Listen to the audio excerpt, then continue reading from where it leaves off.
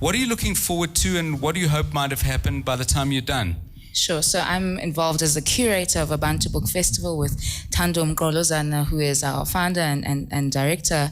And it's been really, really fantastic to be able to organize a festival this year under the theme of Our Stories, which is really about us as Black people getting the time to really think about the myriad ways in which stories have formed part of our existence in the past and going into the future. One of our taglines is Black to the Future, and we're really trying to create a space where what we call is imagining ourselves into existence, imagining the kind of futures that we'd like to have. So we've really got a fantastic lineup of over 50 writers. Rehana is one of them. One of my favorite books of 2015 was absolutely brilliant. And we've got so many, a wide range of, young authors, much older, established authors such as your Wale Serotes, you've got your Don Materas. Yeah. As well as newer authors, such as your Tatu Mahanos, you've got your Sandile Ndelus, you've got your Fawless. There's a wide range of people, including, the deputy or former deputy chief justice. So it's a wide range, and I think we're going to see a wide range of Blackness and the ways in which it can be expressed, as opposed to a monolithic idea of what it is to be Black. So what are the issues that underline the book trade and the book industry and the way in which books are shared and books are written and books are funded and books are paid for? Is it who writes them? Is it who publishes them? Is it who gets to read them? All of the above? I mean, presumably you're going to break these into bits, but is there a common thread through all of those? Well, it should be surprising, but it's not. South Africa's literary industry is white dominated. We can see it in the ways in which, for example, the publishing industry is dominated by, I think it's a big four, big five. And it becomes very difficult for Black players to really play meaningfully. And this is across the board. This starts with the publishers, the editors, the graphic designers who you work with, going right up until the retailers, for example. I mean, I'm really glad today we have African Flavor Books, who does a really, really brilliant job of selling African titles and doesn't keep us in a ghetto called African fiction and everything else is fiction. So those are the kind of challenges that we have, where we have an industry that doesn't reflect the majority of people. And that doesn't just affect the writers, that affects the readers themselves. They're excluded from this because their stories are not reflected. And this Abantu is really one step in a very, very long way that we have to go in order to decolonize the industry. I just want to say to the people who are here with us at Kai FM, and it's great that you've come all the way across to the studio to join us. If you want to join in, please put up your hand. We'll get a microphone to you. Raise any issues you want, whether you've read these two particular books or not, whether you've looked at the program for the festival or not. We're talking books, we're talking writing. I can see there's somebody who wants to join in, and we'll get a mic to you in just a moment. But Rehana, let's bring the issues that Panashe raised down to the detail of your book. Presumably as you wrote it, you wanted many people to read it. Did you feel that the people who might feel represented and probably challenged by the book you wrote had access to your tale and were able to read What Will People Say? I've been amazed by the response to the book. When I wrote the book for the people of Hanover Park, which is a township in Cape Town, and the people whose feedback I was most concerned about were the people of Hanover Park, because I'm not them. I don't live there, I've never lived there, I wrote about them. But because I had also been shortlisted for a prize, the Tisselat Prize for Literature, my book traveled across Africa. Right. And it was amazing to read, to meet my African readers. The first person in Nigeria to accost me to sign a copy of my book said, when I finished this book, I gave it to my brother to read, and my brother phoned me the next day and he said to me, "This is a lekker book you gave me." And I said to my brother, "No, it's not lekker, it's a kwai book." These are Nigerian readers. Yes, yes. Ugandan readers were as fanatical about it. Kenyan readers were as fanatical about it. So I relaxed. I lost all my fear. I think all stories about all human beings are universal.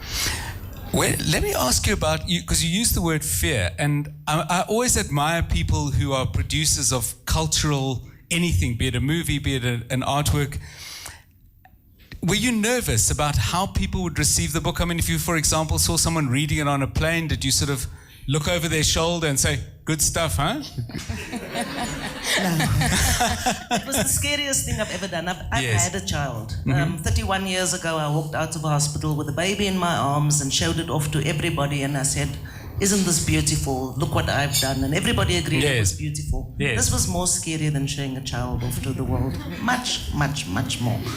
And books don't even argue back, even as they get older. We'll come to that in a moment. Ma'am, you wanted to join in? Tell us who you are and fire away. Avela. I'm quite excited about the Abantu Book Festival because of the opportunity it gives to many writers who didn't have the exposure that it's going to provide to them. And I think it will really be awesome and also encouraging for people to find out a little bit more about what the process is for getting onto, I mean, you mentioned curation, kind of the criteria for that. How does one get into the festival? How does one get the books, whatever the process is, so that people can maybe, who may not be in the process this year, may actually look forward to next year's festival and look at how they could be involved. Because it sounds like an awesome opportunity. Yeah. Thanks, Avela. I think one of the biggest things has always been about the ways in which very often we write books, but it never gets to the people or our people, let's put it that way.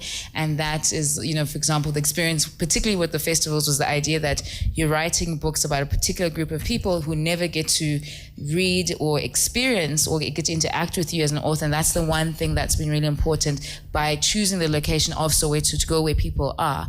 And so that people don't have to take 3 modes of transport to get to the festival. But beyond that, I think we definitely don't have as many people as we'd want to have as part of the festival. One, it's a logistical nightmare to get all of these things done. It's a lot of resources. So these things cost money, and that's one of the things that we have to talk about. When we talk about decolonizing, it is a lot about resources. It is about supporting each other, and we hope that this is really almost a prototype for how big, we have big plans for the future, and I'd love to talk about that later on in the interview. And definitely a major part is that if it doesn't serve the people of Soweto, and we're simply shipping people in and going back out, then really we're just as bad as white capital going in to get your money and then ship back out. Rehana, did you want to say something on that? Yes, I think there are structural problems in the country. I think there are problems which can be addressed, and I'm very glad to see the initiative taken by the Abantu Book Festival, but there are also deep structural problems in creating reading communities in South Africa. I mean, I grew up in a solidly middle-class family, and my parents couldn't afford my reading habit. I joined a library when I was 4 years old. I'm still a member of a library because I can't afford my reading habit. Now, we talk about corruption and we talk about misspending. We never talk about underspending. Yes. In 2007, Trevor Manuel set aside 1 billion rand for community libraries in South Africa. Only one province spent its allocation. You can guess which province that was. All the others returned that money to Treasury, unspent. 1 billion rand in 2007 was a lot of money. All of those libraries would have bought books by black writers. All of those libraries, we've got a small reading public in South Africa because we have a structural problem in this country, which we need to address as well. Yeah.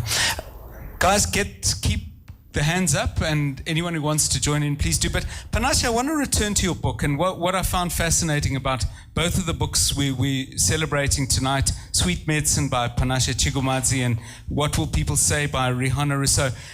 As well as telling the story of an individual, you talk about a society going through changes. And I want to read this bit and then get your comment. You talk, these are the thoughts of the protagonist, Tsitsi, and she talks about the feeling of impotence that crept up on her whenever she saw children making their way to school, faithfully dressed in their white socks and black shoes, disproportionately sized satchels on their backs, heavy with books, compelling her to ask what they were being offered as the reason for having to wake up at some ungodly hour in order to struggle through lessons while ignoring grumbling stomachs. The same sense of impotence that made her want to cry at the cruel joke teachers, parents, and the world played on these innocent souls when they told them that they could be whatever they wanted to be. And you go on to say, she wanted to grab the shoulders of those parents and ask them, what was the purpose of preparing these children for a life that was not intended for them? It's quite painful stuff, and what resonated for me is it's, in a sense, part of the conversation that's happening in our universities, not perhaps at that level. People are older, but a sense that this idea, study hard, get through university and the world will be your oyster. So share with us what was in your mind when you wrote that and what those words mean to you now. I think, and that I love, one of the reasons why I really love Rehana's book is because it's a very specific book, because often the fallacy taught to Black writers is that you need to be universal, so stop being so specific so people will understand what it is that you're saying.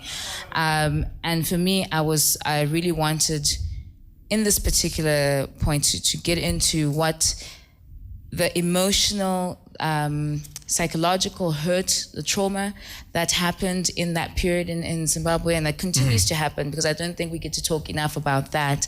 And I don't know how much as Zimbabweans we even get to talk about that, because I think part of dealing with it has been to sort of just get on with it and get the job done. And as well as, I think throughout the book, you'll see there's a sense of humor that we've also adopted to get through that. Yes. But I think really I wanted to talk about dreams deferred or dreams, let go of. That's a particularly painful experience. And I know growing up in a household with 2 Zimbabwean parents, the idea of work hard so that you can do better than us was very, very potent. Even now, it always is at the back of my head. And there's ways you think about how have I failed my parents, and I'm not even in the same sort of situation. So that was really important for me to think about, what does it mean when you have that idea about your dreams versus the reality? And I think, like you say, it really does apply in any sort of situation right now, with the failure of neoliberalism and capital, and the idea that, if you do this, in particularly the idea that your failure is personal, and that poverty is a moral failure. I think that's why we're seeing your doom prophets. It's a big part of my book is religion, and how people have turned to it, particularly the evangelical churches have become sort of a way in which people are crying out for a system that has told them that you are the reason, or you have the key to all of your success, when this is a structural issue. This is ahead of the Abantu Book Festival, which we'll get more details about that later in the show. It's taking place in Soweto in the early part of December. And Kai FM, because of our desire to promote books but also celebrate what's been written and the people who've written them, Kai FM is backing that initiative. And we're going to have some other book stuff later in this month, I think with Kojo Bafo, and we'll tell you about that as well. So I'm not asking any of you to call in, because we have the people who are in already in, and they have microphones in their hand. And ma'am, you wanted to join in? Tell us who you are and fire away. Yes, hi. My name is Nompumelelo. 2 things, one a comment and one a question. I'll start with my comment. I wanted to say congratulations, ladies. As an avid reader myself, and I love African literature, so I've seen the way in which our books our stories are growing and are becoming so amazing, and really sort of trying to get my circle of friends to be more involved, and they loving it. So congratulations. I think you guys have come so far. I've followed your work and I think it's amazing. Question. I recently started a mobile reading club for young kids, particularly in orphanages. And so far, I've been funding the initiative myself. Panashe, you did mention earlier on that accessing books and resources is quite difficult. So you can imagine if I'm buying books for 20 kids at a time, it's quite expensive. So I wanted to know, do you guys know, or would you advise on any other channels? Do your publishing houses support book donations? Do you guys support book donations? Is there anything we can do? My friends have been contributing, but it's kind of annoying to constantly ask the same people to donate books all the time. So So Nompumelelo, you started off with the congratulations. Can we give one back to you for your fabulous work? Thank you. Rehana, any thoughts on the specific question, but perhaps the broader thing of how we get younger people, to have books in their hands and then learn to love them? I think putting books in their hands is an opportunity for somebody who's going to turn out to be an avid reader to get that chance to do that. So well done to you. That is such an amazing project. We need libraries. We don't need charity. We don't need to go to corporates and ask them to fund something when our government should fund it. Other countries have libraries, we don't. Our Minister of Basic Education congratulates herself for doing a good job, but 87% of former white schools have a school library. 1 in 5 of former black schools have a school library. That's nothing to congratulate yourself for. So the fact that you have to go and ask people, where can I get funding, or ask your friends to spend their money to help kids is ridiculous. The United Arab Emirates passed the law 2 weeks ago. It's called the National Reading Law, where they are instructing employers to give books to their employees and time off during their working day so that they can read. The government of the UAE gives every baby that's born in a state hospital a reading bag filled with books. This is a national law. Other countries have libraries. Countries poorer than South Africa have libraries in their communities and in their schools. I'm quite happy to give you a few copies of my book, but I'd like, a lot of copies of a lot of people's books to be made easily accessible to everybody in South Africa. We can do it. We should be pushing for that. We shouldn't be pushing for individuals to give 20 copies. We should be pushing the Department of Basic Education to buy 200,000 copies and give it to every school child or every school. So Panashe, can you respond to that, but can I add a layer? Do you have a sense of what books are available, particularly for younger readers, and whether A, there are enough of them, B, they're accessible, but C, any thoughts on the content and what's being put across in that literature, if indeed that's something you've had a look at? Sure. So I'd just like to say I totally agree with what Rehana is saying, that unfortunately we're going to keep on being in this situation if we, in the same way that Abantu, yes, it's great, but that's not the solution to a broader thing. We just hope that there's a platform through which we can then protest against government or lobby them to do what they need to do. But I think that content, I can't tell you what exactly is in it. I mean, I think the one place that people most access books aside from libraries is schools, right? Particularly the prescribed texts. And I saw a headline that's coming out in Mail and Guardian tomorrow about the Department of Basic Education calling for African language writers to send proposals for books. So I'm really excited about that. I mean, next year's theme for Abantu is languages. But I mean, for me, I did an IAB school, so that's a private school. The first time I read a book by a Black African was in matric. So that's a whole, 12 years of school before we finally get there. I find that, I mean, aside from, the general lack of African literature in our libraries and in our retailers, what is really disappointing is the children's sections, particularly young adults. You'll find sort of toddlers, you have lots of sort of animal stories, Mandela, those are the sort of the range of stories there. And there's a lot of tropes that are, running around within that. The one place that I've been very active in sort of for myself, even for my own nieces and nephews and for my future children, has been to buy good young adult books that don't just have, what I often find is the young adult, when it features Black people, it's the ones I've only ever seen has to do with gangsterism, and I'm like, okay, it's important, but it cannot be that's the single story that we have there. So that's one person's doing a really, really brilliant job in bringing out new content with a young adult fantasy series, an Afrocentric fantasy series is Bontle Sene, for example. She's doing a really great job with that. We've also got Butle Ngaba, who's got the girl without the sound. So there's a lot that needs to be done, but again, as Rehana said, it's a structural issue. It's not going to be solved by sort of our individual efforts. This needs to be a movement that we build. And if we do it, it's got to be done big. Just a reminder again to the audience, if you want to join in.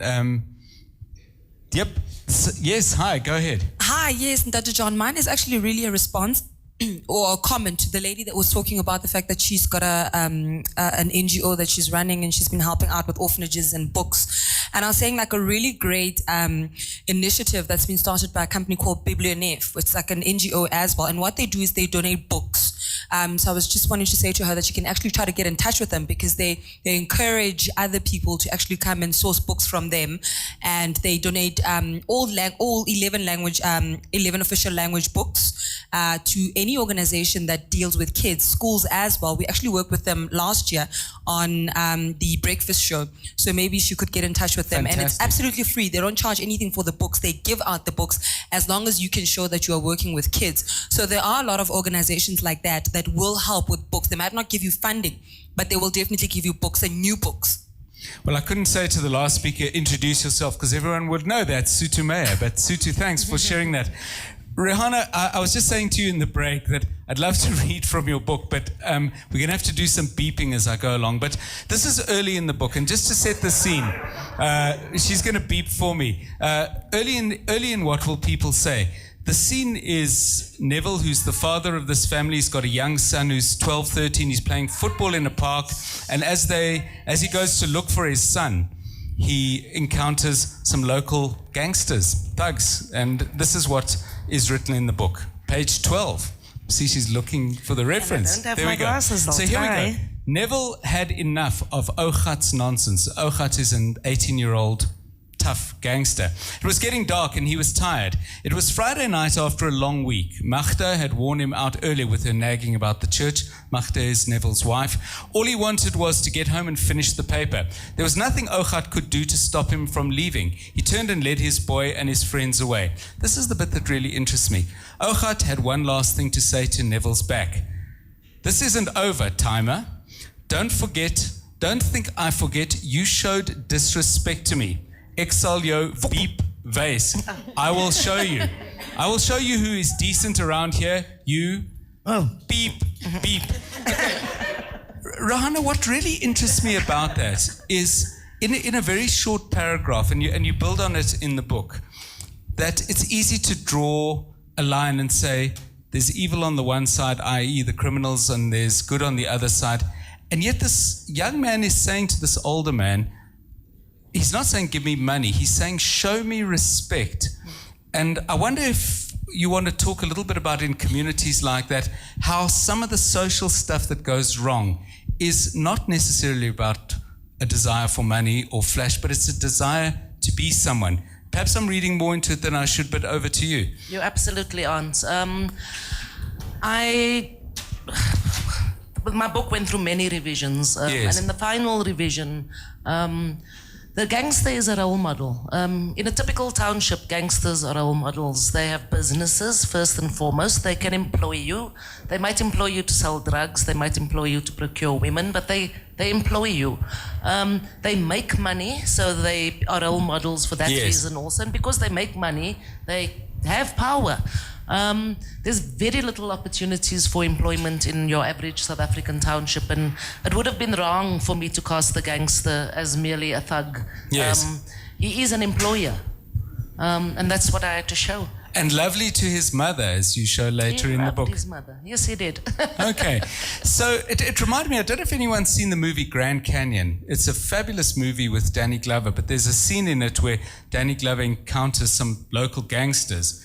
And the gangster says to Danny Glover, would you respect me if I didn't carry this gun? And Danny Glover says, if I was honest, I would have to say I wouldn't. And the gangster says, that's why I carry it. Very interesting. And it's amazing how that theme comes out in all forms of art. I want to ask both of you this question, because if I understand some of what you're saying about the industry more generally, is that people need to read books that are about their worlds and about themselves, if they're really to immerse themselves in that, and if in turn those books are to be popular and well read. And the same question for both of you, but Panashe first. Did anyone who grew up with you or who knows you come to you and saying, what am I doing on page 61? Or did somebody say, I've read the whole thing and I'm not there, what's wrong? Does that arise? Do people come to you and say, that's a little close? Luckily, it wasn't so close in my Yes. immediate family. So when I went to Zimbabwe, I think last December, I had a number of people say, "Oh, that's Tete so and so," and "Oh, I know you wrote about this and this Yes. person." I'm like, I don't even remember that person. So sometimes, I guess it's a compliment when people can see themselves Yes. in it. Of course. Any writer would be dishonest if they said, their lives, whether you're writing something that is very abstract from your own experience, does not feature in the story. So it in some way or another, your life and your sort of sense of the world will always feature in the book, and it's just in different kinds of ways. But I do want to just make a comment about it's a very specific thing about we have a need for people to see themselves. We're saying, particularly for people who've been historically dispossessed, I wouldn't say that white people have a need to see themselves, because they've been seeing themselves, and that's the default. You know, it's very particular people who have been told that their stories are not worthy. They're not worthy of being written about in a deep, or rather in a multi-dimensional way. And so it's very specific about that, because, you know, it's almost an idea that if we understand that, you know, the way the world functions, whiteness is at the center, it's the default. Blackness is at the margin. Blackness, in order to function within the world, must understand the center. So we are very well versed and understand the cultural references of whiteness. We can tell you about Dickens, we can tell you about Chaucer and all of those different kinds of things. But if it had to be the reverse, the center does not know about the margin. So everybody would benefit a lot from understanding these other experiences, and particularly those people whose experiences have been marginalized. And Rehana, I mean, you have an extremely rich cast of characters across the pages of your book. Same question to you. I mean, did people come and say, I was never like that? Or did anyone say, why did you write about her and not me? No, that didn't happen. Okay. It is fiction. Neither happened. Neither happened. Okay, interesting. Yeah, neither happened. In fact, I've got questions, a lot of questions about, so how did you know that? And how did you know how those things work? And how did you know how a gangster got a tattoo? And research. The answer is research. And when you talk about that research, was that sitting down with somebody and spending 2 hours over a cup of tea or whatever it is and just talking through, or reading other books? No, that comes from activism. So I was an activist and spent a lot of time in the townships. I mean, being an activist in my neighborhood was okay, but not as thrilling. And I worked for a trade union that organized clothing workers, which is why that's such a big theme in my book. It started, the center of the book was going to be a clothing worker. It's at the core of my book, and then all these other things happened. So it comes from experience, and when I didn't know how things worked, I either went to go and ask somebody or looked it up on the internet. Yeah, I mean, when you said you were an activist, I smiled, because one of your characters is a young student activist who, certainly at the beginning of the book, makes very long, boring speeches. And I'm just wondering if that didn't touch a nerve and a couple of people shuffled uncomfortably as they read. I wrote the book as part of my master's in creative writing, and that was a complaint in the class, and people asked, couldn't I tone it down and couldn't I make the speeches shorter? Yes. And I said, no. Yes. That is how they talk. Yes. Okay, fantastic. Another form of English. We have a studio audience. We have someone with a microphone. Good evening. Welcome. Tell us who you are and share your thoughts. Good evening. My name is Chigumadzi, and I found out about the book, this event, through John Perlman's show. Good. Great. Okay, I have 3 things. I'll make it very quick. The first one, I found out in August about Abantu, and a colleague of mine looked at me funny, like I'm crazy. She rolled her eyes and thought, but this has been going on for a while. Why are you finding out about it on Twitter now? Well, she found out about it a while back. But now that I'm here, I'm happy. I'll participate, I'll bring friends, I'll buy as many books as I can afford to. So I'm really, really glad, even though my colleague thought I was behind. Second thing. I wish this was TV, because everybody is grinning at what you've just said. Big smiles and lots of thumbs up, but please carry on. Okay, quick second one. Outside of the structural issues, and this is more for Rehana, what I've found as well is that we ourselves don't read as parents, as aunts, as households. So a lot of corporations and the government can spend a lot of money on libraries and donating books and book drives, etc. But if books are not seen as important, if I can say to a friend of mine, can I read to your children? And she doesn't think it's important, that's a problem. Because a child can be given a book, but the culture of reading, if there are no books at home, if they don't even see their parents reading, I think that's also an issue. Yeah. Third part, I read Sweet Medicine by Panashe. I had a difficult time liking Tsitsi as a human being, as a girl. She challenged me. I was saddened by her lost dreams, for lack of a better word. You know, wanting to be a doctor, studying so hard, her parents' dreams, etc. But the choices she made later, I felt, yeah, Tsitsi challenged me. End of story. I didn't like her as a character, but that could also because I see a lot of Tsitsios around my life, around our society. And that's what was uncomfortable about it. It's normal in our society. And reading about it, I was like, I don't like her. So thank you. The last question, Panashe, is fascinating. And I just want to grab one little bit out of your book, because you could say there are moments in the book where Tsitsi doesn't like herself. And you describe a very difficult scene where she's living with a wealthy man. There's a domestic worker. They have a difficult engagement and ultimately a conflictual one. And I'll just read literally one sentence. Tsitsi let go of the girl's arm and sat back down on the bed, somewhat unsettled by the person she had become. So in response to that, and more pertinently to the question, over to you about your character. I think that, I actually watched Akin Omotosho's latest film the other day. And I didn't have anything to say for at least a good hour because I was so uncomfortable. My friend had a whole thesis about the thing, but I had not. It felt really, really uncomfortable. It challenged me in so many different ways because it was not an abstract concept, right? And I think that's the point here, that unfortunately our lives, there are many unlikable people in our world, and there are many times when we're unlikable to ourselves. And I think that's the point. I didn't like Tsitsi. Now I like her, but as I was writing it, that was also a journey of sort of coming to terms with why it is that I didn't like her. And I think the moralistic part of me was also interested in why I disliked Tsitsi more than I disliked the circumstances that have made her. That is something I think in society where particularly the other woman, we really do not like that woman. And I think that was something that was important for me, where we've got so many of these relationships and we only get to hear of the side of the woman who's been so-called wronged, but we never really get to hear about the other woman and sort of understanding that this is a person, this is a human, and understanding.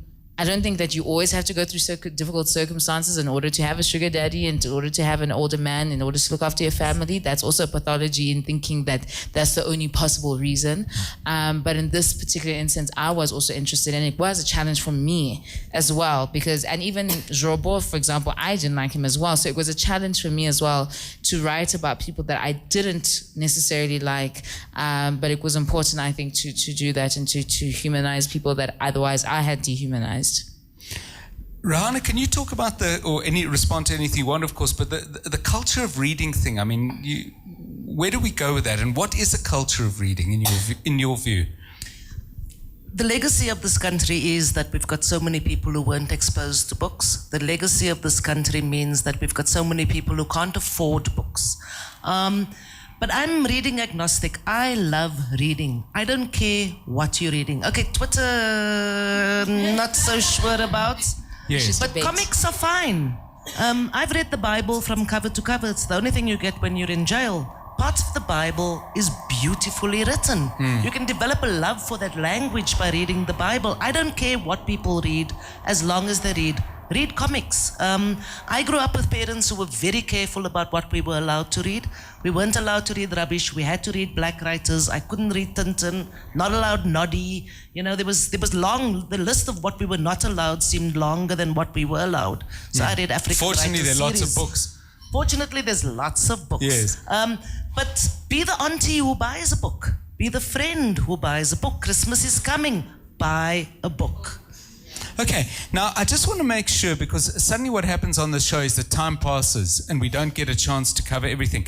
Let me just give you, so we have it, the absolute details that you need about the Abantu Book Festival. So the festival begins actually on the 6th and 7th of December, although the formal program is 8th to the 10th. On the 6th and the 7th, and I'm going to ask Panashe about what this involves in a moment, the authors are going to be around. They're going to be visiting schools, they're going to cultural centers, they're going to be out in the community, and we'll hear exactly what that involves. But the key stuff you need to know, 8th to the 10th of December, there's going to be panel discussions, 32 of them. There's going to be conversations, master classes, there's going to be poetry, there are going to be movies. The daytime events between 9:30 and 4 are going to be at the Eyetu Lifestyle Center in Mufolo. And then from 4 o'clock onwards, people start making their way to the Soweto Theatre. And that's going to be from 6 to 9:30. So I just want to make sure all that's out.